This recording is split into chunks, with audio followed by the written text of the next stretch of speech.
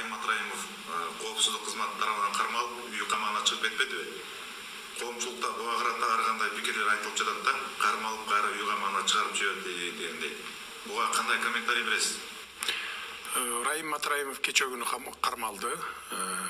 Кармалып, улуттук коопсуздук кызматына алынып келинип, ал жерден ошо тергөө органдары менен кызматташуу боюнча келишимге кол коюп, ошол сразу эле 80 миллионду төгүп, калган дагы 2 миллиардты ушул октябрдын аягына чейин төгүп бере турган милдеттенме алып, анан кийин үй камагына чыгарылды. Эми бул жерден аны камап койсок деле болот. Азыр 5 секундта камагыла десе, эл талап кылып кама десе камап койсок болот. Бирок камап койгон менен аны маселе чечилбейт. Мисалы, ал мурда коррупцияга аралашкан иштери боюнча, анын мүлкү боюнча, акча каражаттары боюнча анда жылдап созулат. Сот процесси болуш керек. Анын баарын конфискация кылыш керек, ал соттун чечими менен болот.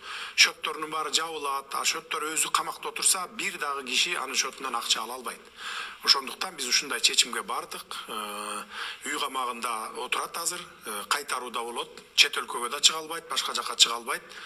Ушундай биз чечимге келдик. Мен туура чечим деп ойлоймун.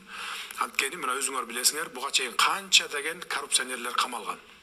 Камалып бирөө дагы акча төккөн эмес.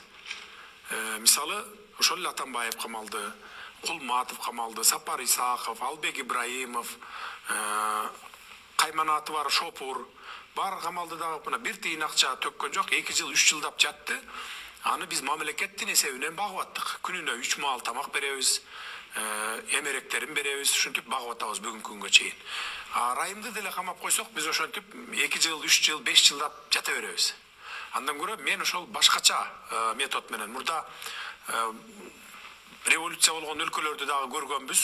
Алар дагы ушундай экономикалык амнистия берип, убакыт берип, алган уурдаган акчаларыңды төгүп бергин деген ушундай келишимдерге барган.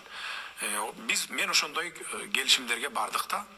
Бул мен ойлойм элдин, мамлекеттин кызыкчылыгы үчүн. Жеке кызыкчылык жок бул жерде. Сүйлөшүп алыптыр, анан антип алыптыр, минтип алыптыр деген сөздөр, ушак сөздөр тараткан. Бул ошол жанакы бизди эптеп каралап, ушундай кыла турган адамдар. Эми бул 3 күндүн ичиндеги жыйынтык мына, 3 эле күндүн ичиндеги.